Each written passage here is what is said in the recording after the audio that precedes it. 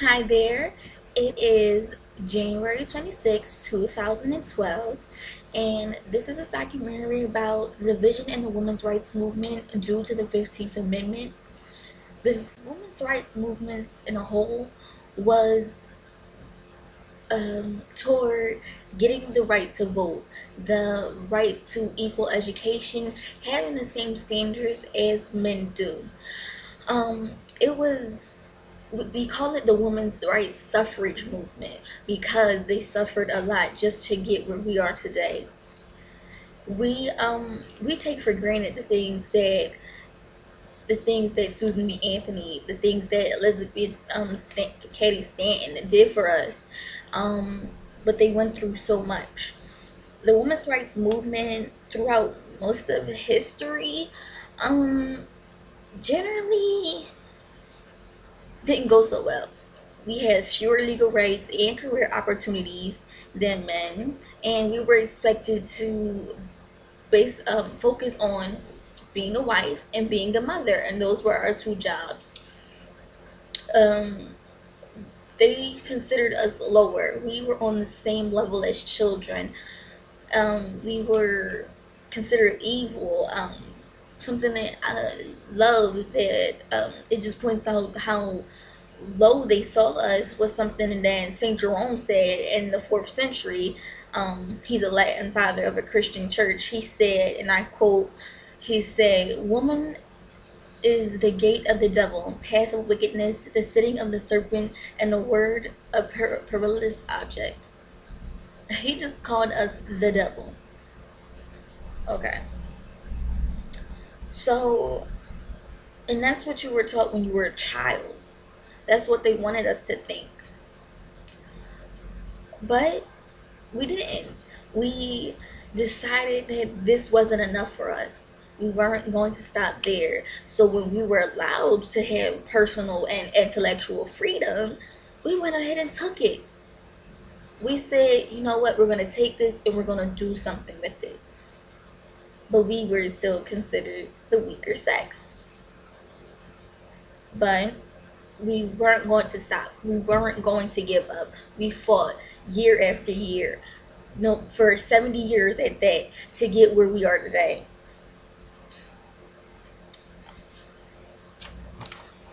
We we at first we thought it was okay to be in a man's shadow, to not have a voice of our own. But there was a time we decided that this wasn't enough for us. We needed more. We saw something better for ourselves. And at the end of the 18th century, we got what we wanted. Elizabeth Sadie Canton. That's a name that you can't forget. That's a name that if you don't know, you need to know. She was a leading theologian in the women's rights movement. She gave us what we have now, but not alone. We all had a help in it. Regular women, women in high places, women married to rich men, women married to poor men, black, white, Hispanic, we were all together in this. All together. We all came together as one for this one cause. Let's not forget Susan B. Anthony though. She was right alongside Elizabeth Cady Stanton. They disagreed in a lot of things, but they got the job done. Um, that's how we came to the first women's rights convention in Seneca Falls, New York, in July 1848. And for the first time, we fought for our right to vote. We fought for it for the first time in history. Um,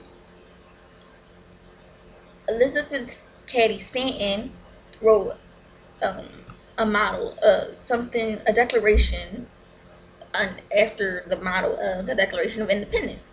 And she basically stated, and I quote, "All men and women are created equal, and that the history of mankind is the history of repeated injuries and usurpations on the part of man toward woman."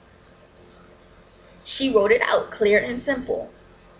We were supposed to all men and women be created equal. The Declaration of Independence says that we were all created equal. It did not say that all. It said all men were created equal. Um, Men and women were created equal as one being. We were all created on the same line, same way. We should have the same rights. But we fought so hard. We fought so hard for this, and during 1865 and 1870, the 13th, 14th, and 15th Amendments of the Constitution were being ratified. We we were happy. 13th, 14th, 15th Amendment. Somewhere in there, they should give women the right to vote, right? No. The 13th Amendment states neither slavery nor involuntary servitude, except as a punishment for crime whereof the party shall have been duly convicted, shall exist within the United States or any place subject to the jurisdiction. That has nothing to do with women's rights.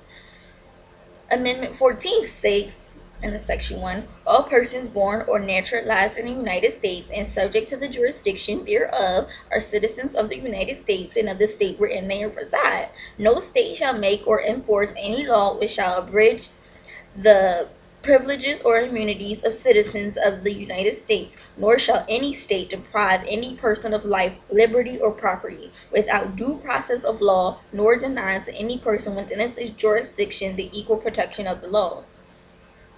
We're still stating the law and jurisdiction and jail. But the 15th Amendment, we have this one. We have it, don't we?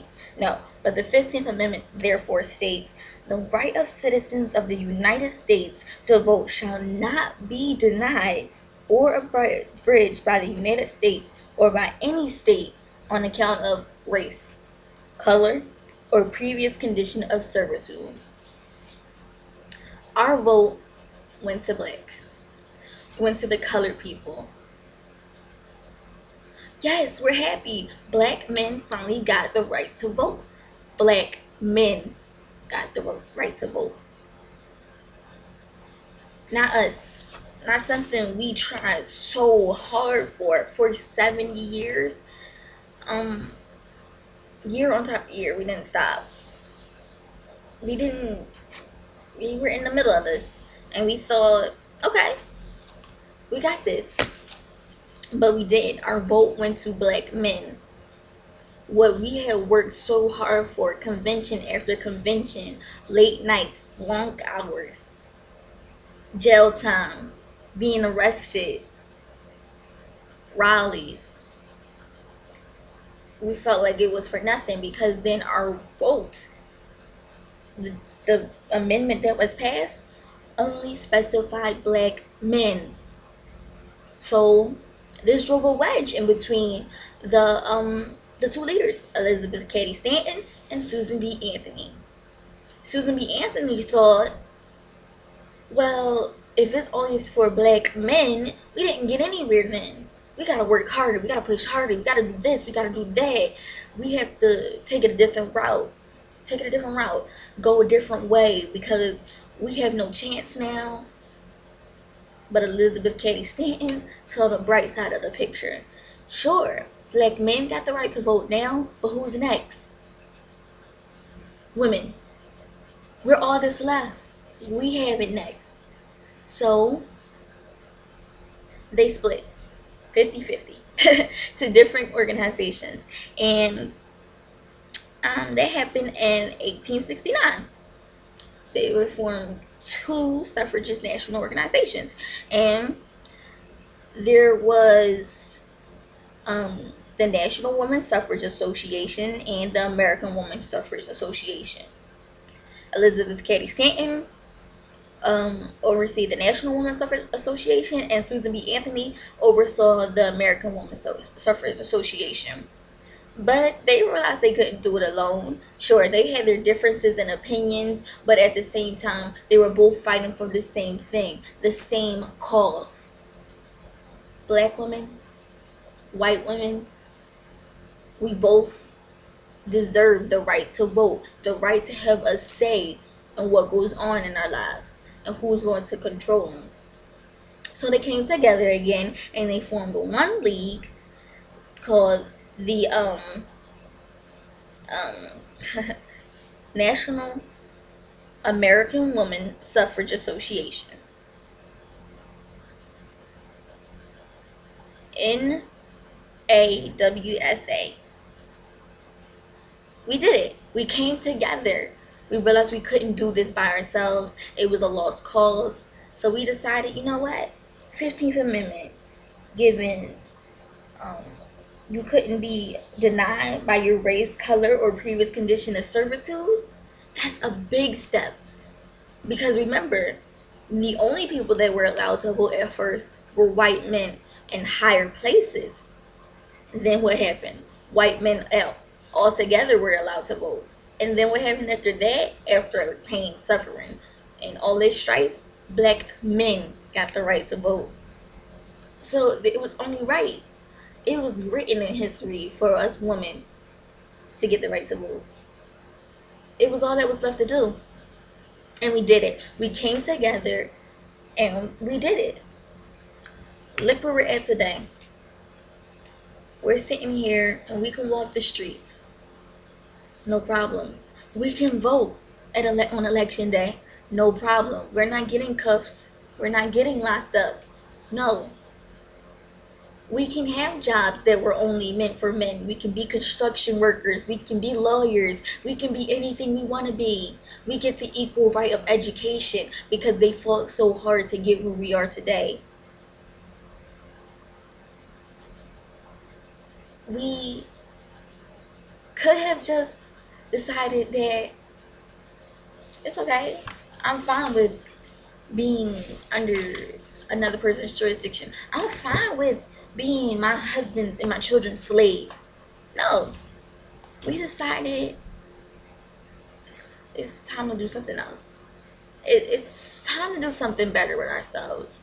We are far more than a farmer's wife. We're far more than a lawyer's wife. We're not just somebody's wife. Before we were married, before we had children, we had a name all of our own. Elizabeth Cady Stanton, Susan B. Anthony, all the women who followed, all the women who were in those organizations with them, they fought for us. They fought for us. They fought because they knew that we had potential as women, as a community, as a gender. We had it. And for that, I thank them. Because, sure, we struggled. The 15th Amendment divided us, and, and we thought that we couldn't move on from there. But we resolved our issues. We realized the bigger picture. We came together as a whole, and now we're free. Now we can vote. Now we live the life that they dreamed for.